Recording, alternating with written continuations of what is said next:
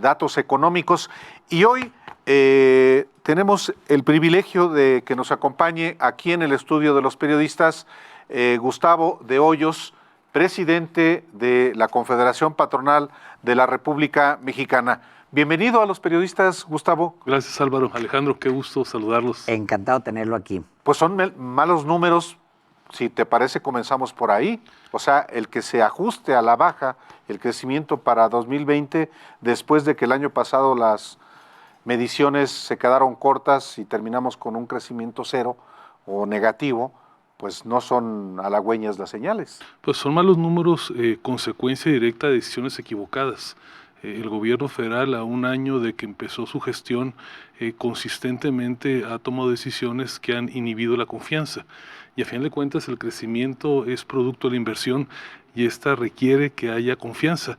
Si algo ha caracterizado a este gobierno, particularmente por decisiones que ha tomado de manera errática en distintos sectores, infraestructura, energético, precisamente ha sido una vulneración continua, reiterar la confianza, y más allá que ha habido algunos anuncios de ocasión, algunas señales, e incluso con la ortodoxia que ha manejado la Secretaría de Hacienda, esto no ha sido suficiente para que no se afecte el crecimiento. Y bueno, podrán ir y venir programas sociales, estos son paliativos, porque si el país no crece, si a final de cuentas no se logran reactivar los motores de la economía, estos programas sociales que nos pueden gustar o no, pero ciertamente en ningún caso van a ser suficientes para poder cubrir lo que no se da por crecimiento. ¿A poco está peor que Peña el gobierno de López Obrador? En materia económica nos está yendo peor. Con el gobierno de Peña, sin juzgar otros ámbitos de su desempeño, tuvimos siempre un crecimiento mayor al que estamos hoy día manteniendo, y esto es paradójico porque nunca en la historia, en 10 años cuando menos, habíamos tenido un retroceso como este, pero además contrastando con un crecimiento del tractor de nuestra economía, que es la economía de Estados Unidos. Lo importante aquí, Álvaro, Alejandro, destacar es que las capacidades del país para crecer están ahí. Este gobierno tiene la gran oportunidad de dar un golpe de timón a estas señales que han generado incertidumbre, y si lo hace oportunamente, me parece que la oportunidad de crecer está ahí, aún y con este anuncio que ha dado Banco de México.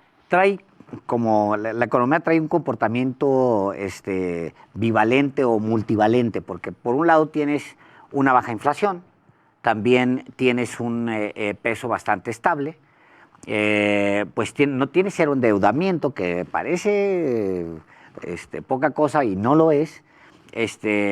Tienes digamos, una estabilidad macro envidiable, digamos, para casi cualquier nación del mundo.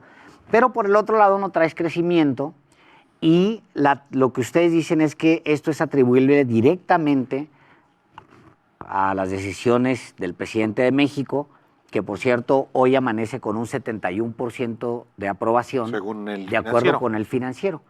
Es decir, hay señales que por un lado te dicen, pues qué bueno, traen una disciplina fiscal más fuerte que la de casi cualquier gobierno neoliberal en el mundo en este momento, y nuestro en los últimos, no sé, 20 años. Sí, a ver, nosotros en Coparmex reiteradamente hemos reconocido de que en el ámbito de la disciplina presupuestaria, el gobierno federal ha hecho bien su tarea. Decía hace un momento que aún con la ortodoxia, para bien, con la que se ha conducido la Secretaría de Hacienda, con el respeto que se ha dado hasta la fecha a la independencia y la autonomía del Banco de México, aún con estos, digamos, indicadores positivos, no ha sido suficiente.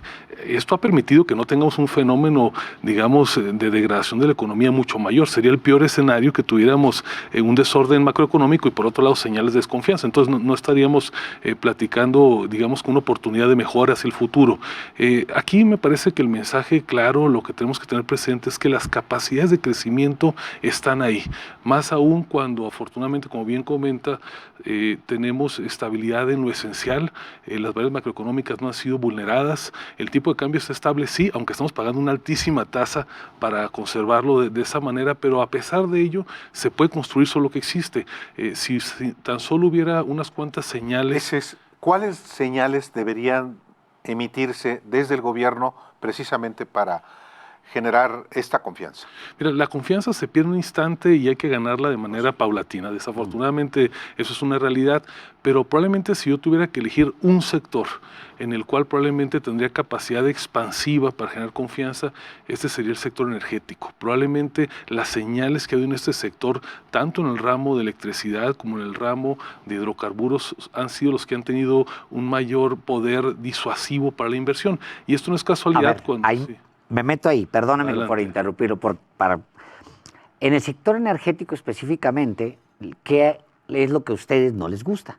Bueno, prácticamente la reforma energética que se aprobó en la sesión anterior de facto ha quedado, si no abrogada, sí congelada. Hay una gran cantidad de proyectos. El presidente cada fin de semana, cuando recorre algún lugar del país, dice que no se va a permitir la participación del sector privado en esta empresa productiva del Estado, y no obstante que entre semana se está construyendo mesas de consenso, no obstante que hay exactamente, y que parecería que una parte del gobierno de manera explícita tiene la decisión de construir confianza y de generar caminos para esta inversión, pues los mensajes del presidente son claramente inconsistentes. Y bueno, pues presidente mata jefe de oficina, ¿no? Pues sí. Entonces, Sí. ahí, a ver, deja plantearlo en positivo. Hay una gran oportunidad. En el mundo entero hay dinero barato. México es un gran destino de inversión, no solamente en el sector energético, pero también en esto. Y si se aprovecha esta coyuntura máxima con todas estas situaciones que están pasando, lo mismo en Inglaterra que en China con las cuestiones de la enfermedad, la oportunidad que tiene el país me parece que no se puede dejar pasar. El sector energético mexicano es muy delicado. O sea, viene en un empaque de lo mexicano, pues, ¿no? El tema del petróleo, la nacionalización y luego ahora la apertura, etcétera, es muy mexicano. O sea, todo eso va con pincitas siempre. El tema es que la reforma energética de Peña, pues no le entregó a los mexicanos ningún rendimiento. Es probable que haya, pues no sé, dentro de 20 años una cosa mayúscula, etcétera. Eso, y aunado a la corrupción, pues le da a López Obrador, le pone en las manos, digamos, el bono para tomar decisiones o no.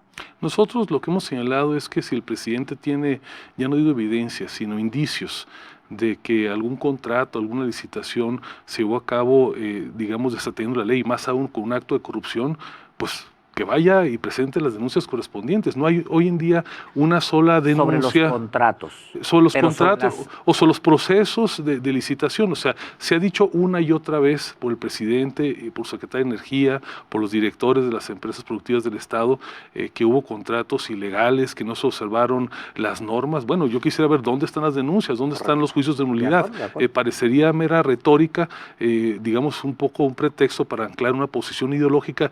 Y hoy en día, en los países del mundo, no importa que sean de izquierda o de derecha, la necesidad de abrirse a la apertura, sobre todo en un país como México, que no puede invertirle con recursos propios en la cuantía que se requiere, pues no es una elección. Estamos llegando tarde a la cita. México no hizo su reforma energética cuando debió haberla hecho, probablemente en la época del presidente Zedillo. Recuerden que hubo varias reformas fallidas, a veces culpa del PAN, a veces culpa del PRI. Finalmente se logró en el periodo del presidente Peña Nieto, y me parece un despropósito que, habiendo llegado tarde a esta cita, porque es una realidad, si hubiéramos llegado a tiempo, no tendríamos los problemas de, digamos, de crecimiento y los riesgos sistémicos que hoy tienen Petróleos Mexicanos. Gustavo de Hoyos, presidente de la Confederación Patronal de la República Mexicana. Tú has tenido comunicación con funcionarios del gobierno. ¿A qué acceso has tenido, a qué nivel has tenido acceso con funcionarios del gobierno? ¿Con el secretario de Hacienda? ¿Con el jefe de la oficina de la presidencia? ¿Con el presidente de la República, no? A ver, cotidianamente la Coparmex, a través de su presidente, pero a través de todos los voluntarios que tenemos el liderazgo, tenemos una comunicación, les diría, casi cotidiana, con el primer círculo del presidente, con el jefe de su oficina, con su jefe de asesores, con su consejero jurídico y prácticamente con todos los secretarios de Estado. La comunicación, debo decirlo, en los temas de la agenda inercial discurre de manera normal. No tenemos ninguna queja, ningún reproche de que haya una falta de comunicación o que haya una cerrazón, no podría decirlo. Es más, podría señalar que muchos de estos temas de la coyuntura cotidiana lo resolvemos hasta casi con un WhatsApp. Hay una gran fluidez en lo cotidiano, lo digo con toda claridad, un gran reconocimiento por ello. Nuestra crítica fundamental tiene que ver con los asuntos de fondo, donde se define si la economía crece o si decrece. Y ahí es el presidente de la República. Pues es el presidente, porque a final de cuentas en México tenemos un jefe de gobierno que está investido de un cúmulo de facultades, y particularmente que en este caso es un jefe de gobierno que ejerce no solamente las facultades explícitas, sino las implícitas, ¿no? Hay una gran centralidad, una presidencia cuasi imperial como no la veíamos en muchos años, ¿no? ¿Usted lo llamaría errático? Continuamente errático. Continuamente ha habido una serie de decisiones que están apartadas de una lógica de país, algunas veces rayando en lo perverso. Me parece que estas decisiones que se han tomado... ¿Cuál? Un ejemplo, por ejemplo. Bueno, ir y venir del tema de la famosa rifa del avión presidencial es un tema que no merecería distraer la atención del país, en un tema que a ciencia cierta sabemos que no deja de ser la liquidación de un activo y que ha sido un efecto distractor sobre otros temas de gran calado en el país, como el que estamos hablando del crecimiento. Ahora, tú no has tenido, Gustavo,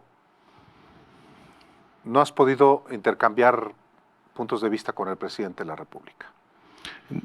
Directamente con él, no en lo cotidiano, en ocasiones esporádicas. Un caso donde esta comunicación fue muy fluida fue precisamente en el tema de la fijación de los nuevos salarios mínimos. Es un tema donde tenemos una visión concurrente. Sí. Desde que el hoy presidente era candidato, suscribió un compromiso de hacer suya la agenda de la Coparmex por una nueva cultura salarial.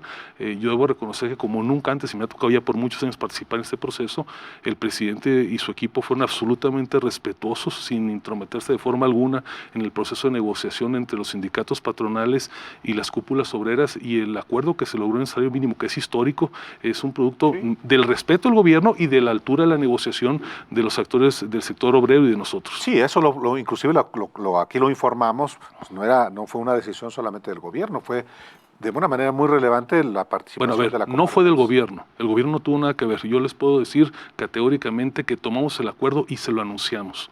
El gobierno no tuvo absolutamente nada que ver en ese anuncio. Reconocemos que no haya interferido como pasó en otros momentos, particularmente en el gobierno del presidente Peña Nieto. Ustedes saben que yo tuve la Coparmex notorios disensos con el gobierno porque la visión de la Coparmex en materia salarial que era ustedes salieron a protestar por el aumento, exigiendo un aumento al salario. Sí, nosotros tuvimos en varios momentos notorios disensos con la visión del gobierno del presidente Peña, que mantenían esta idea de frenar la evolución del salario mínimo. Claramente tuvimos un disenso y creo que estuvo debidamente documentado hasta la saciedad. Con la misma claridad que lo tuvimos con el presidente Peña, debo decir que con el presidente López Obrador y con su gobierno ha habido un claro disenso. Es más, el mejor consenso posible, que ha sido un respeto, lo digo claramente, irrestricto a la negociación que hicimos. Aunque claramente el tono de la crítica de la Coparmex y tú como su presidente es contrastante con López Obrador. Con Peña no te vi muy crítico en términos de corrupción. No, perdóname, Álvaro, me parece que ahí o no registraste correctamente. Nosotros hicimos la primera manifestación pública en contra de un presidente de empresarios en el Ángel de Independencia, y fuimos los protagonistas principales de impulsar toda la modificación del Sistema Nacional Anticorrupción, la Ley 3 de 3, como nunca antes en la historia de una organización empresarial. Hicimos alianzas con organizaciones de izquierda, de derecha, de centro, y juntos impulsamos la más importante agenda. Es más, nunca en la historia de este país se había impulsado desde el sector privado una agenda de este calado, que derivó en la reforma de la Constitución, de 12 leyes ordinarias y de 32 constituciones locales. En todo caso, la confrontación con el propio presidente de la República se ha dado también, por ejemplo, porque tú, como presidente de la Coparmex y otros organismos patrocinados por Claudio X González, hijo, y el padre también, estaban sometiendo a un sabotaje legal el aeropuerto de Santa Lucía. Yo no coincido con el calificativo. Yo soy parte del colectivo No Más Derroches. Ejercer un derecho con base en los ordenamientos legales en ningún caso puede considerarse un sabotaje. Nosotros pensamos que es una defensa del Estado de Derecho. Es claro que la cancelación del aeropuerto de Texcoco es la decisión que más le ha costado al país. Ha sido irracional desde principio a fin, y nosotros lo que hemos hecho como ciudadanos, 147 ciudadanos, es interponer los medios de defensa que marca la ley. No hemos ido ni a tocar las puertas a Palacio. ¿Qué hubiera sido lo ideal con ese aeropuerto? Mira, probablemente lo que más dañó la confianza no fue ni siquiera la decisión de la suspensión. Antes de la suspensión, don Gustavo, o sea, ¿por qué ese aeropuerto tiene sospechas de corrupción que desgraciadamente, yo escribo sobre eso este lunes porque pues pasa un año y ¿a qué horas van a empezar a juzgar a Peña? ¿A qué horas van a empezar a juzgar a toda la lista de corruptos que hay, o de presuntos corruptos, y a qué horas nos los van a poner en la nación? Pero, ¿qué se hubiera hecho con ese aeropuerto que hubiera traído algo de satisfacción a los empresarios? Si era una denuncia de corrupción tras otra en ese aeropuerto, ¿qué se pudo haber hecho? A ver, primero que nada, si el presidente tenía, primero como candidato, después como candidato triunfante, después como presidente electo y ahora como presidente constitucional, indicio, evidencia de un acto de corrupción, Perdóname, me parece Gustavo, inaceptable que después de un año no exista. la Auditoría Superior de la Federación lo documentó año con año. ¿Y dónde están las investigaciones, las carpetas de la Fiscalía General de la República? Esa es la pregunta. Si está documentado, si hay elementos suficientes, ¿por qué ahora que tenemos un fiscal independiente no hay una sola investigación en curso? Ahora, digamos, el planteamiento de la Coparmex es muy claro. Hay que limpiar el aeropuerto. Si hay cualquier contrato, cualquier asignación, concluido o no, que tenga sospechas de ilicitud, tiene que ser investigada a profundidad. Pero no cancelarlo. No, porque por una sencilla razón, porque sobraban y sobran, me atrevo a decir todavía a esta fecha, interesados privados, nacionales y extranjeros, en poder absorber todo lo que fue el costo que llevó a cabo, que efectuó el gobierno anterior y el actual, incluso el costo del rescate, y darle viabilidad al aeropuerto sin que el gobierno federal tuviera que destinar un solo centavo y en cambio sí pudiera tener un rendimiento. Miren, nosotros... ¿No está muerto entonces el aeropuerto de Texcoco? Se muere cada día en la medida que las obras van teniendo obsolescencia, en la medida que avanza el costo de oportunidad sin que se concluya. Lo que sí puedo decirles categóricamente que el presidente mintió de manera contumaz ante la Coparmex, porque yo le hice la pregunta expresa el 26 de mayo de 2018 como candidato, y nuestra pregunta fue muy concreta.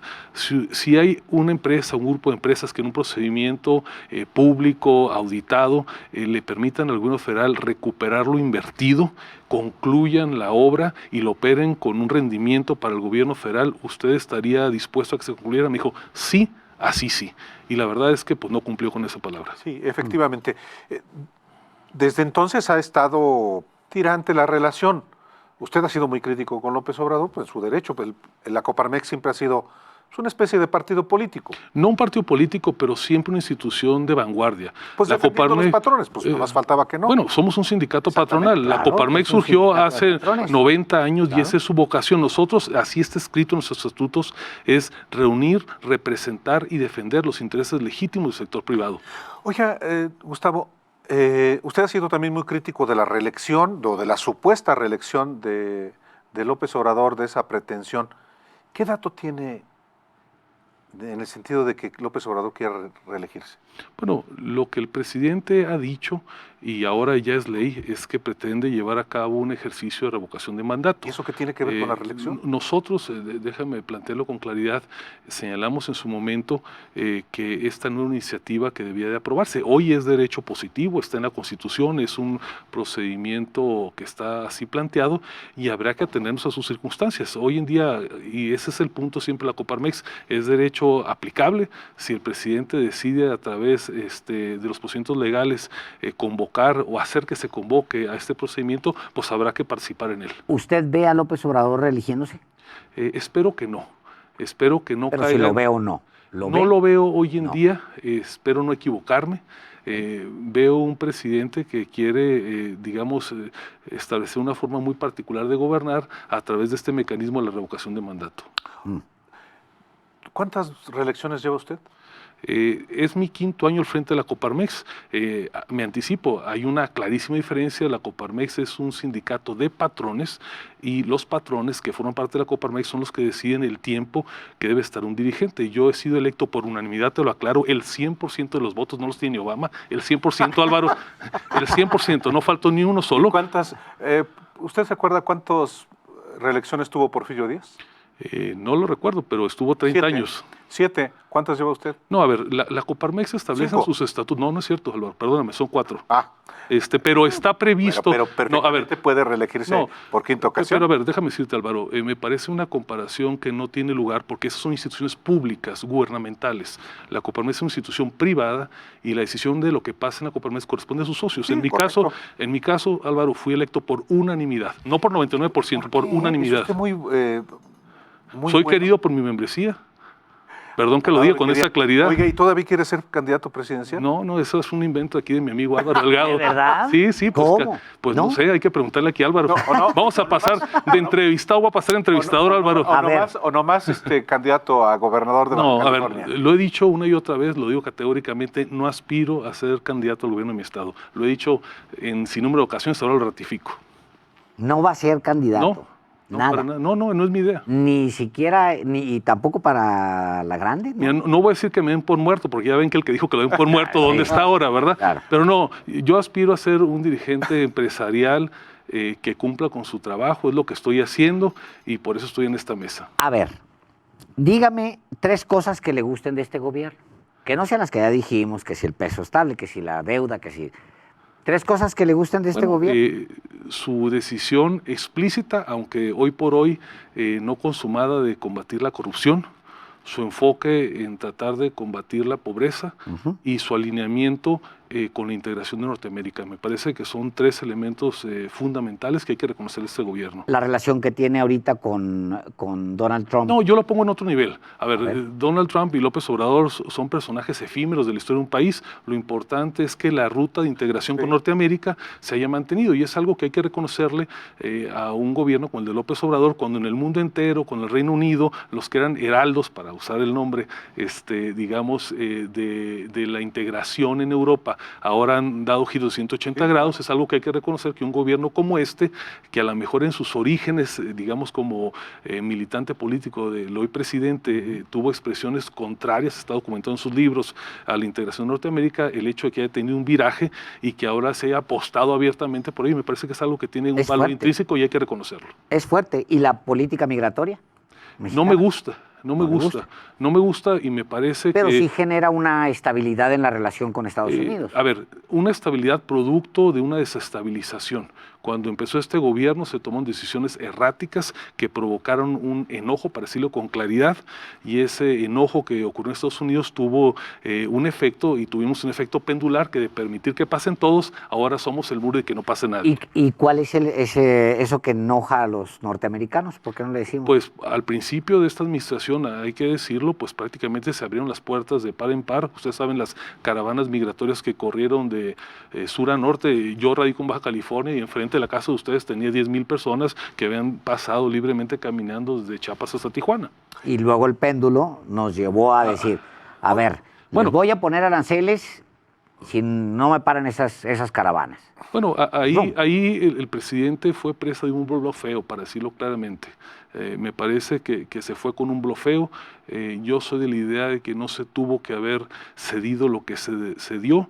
La política exterior, si bien es cierto que hay que reconocerlo, que ha tratado de preservar la buena relación y que sobre todo se ha mantenido consistente en mantener vigente el TEMEC, por otro lado hay que decirlo que ha mostrado la mayor impericia de la historia de este país. Nunca en la historia de este país hemos tenido una abdicación tal consistente como la que está teniendo este gobierno. Bueno, precisamente para referirme a ese amago de Trump de imponer aranceles, se le llevó a cabo un acto en Tijuana, Baja California, donde comienza la patria, donde el presidente del Consejo Coordinador Empresarial, el organismo cúpula del sector privado al que pertenece la Coparmex, pronunció un discurso encendido, muy patriota, y usted ni siquiera asistió. No, a ver, yo señalé claramente en ese momento, y lo digo de nueva cuenta, ese evento no tendría que haberse realizado. Ese evento fue programado antes de que se lograra la negociación, buscando, quiero suponer, el presidente un empoderamiento ante lo que podría haber sido en su mente la fijación de estos aranceles. Cuando se llevó el acto el fin de semana, la, vamos a llamarlo así, emergencia, aunque fuera imaginaria, Sí. había quedado atrás, y me parece que este acto no tenía razón de ser. Además, movilizar a la clase política del país simplemente para hacer un reconocimiento a esta negociación me parece algo completamente sobrado. En su momento lo dije, yo no decidí asistir a ese evento. Si hoy tuviera que tomar la decisión, claro que no lo haría, y desde luego que no estuve de acuerdo con el tono del discurso del presidente del CC, pero a ver, en el sector privado se vale la diversidad. Desde luego hay una gran tolerancia, y todo lo que yo digo seguramente no le gusta al presidente del CC, y a mí todo lo que dice pues tampoco no me gusta. Oiga, ¿y cómo va la formación de su partido político? No estamos formando ningún partido. ¿Cuántos líderes tiene Bueno, reclutados? aclaro que no estamos formando ningún partido político, no es una pretensión de hoy ni del mañana.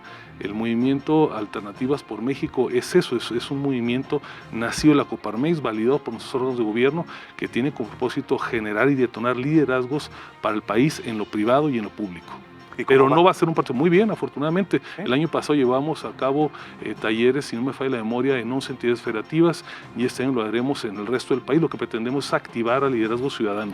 ¿Es una símil de lo que hizo Manuel Cloutier en su momento? No, eran otras condiciones. El licenciado Cloutier, si ustedes recuerdan, lo que hizo fue recorrer el país en jornadas por la libertad. En ese momento esa era la aspiración principal que teníamos después de eventos que habían ocurrido. Afortunadamente hoy no estamos en esa circunstancia. Lo que hoy estamos haciendo en la Coparmex, insisto, es tratar de activar la participación ciudadana en un momento en que esta es menospreciada desde lo público.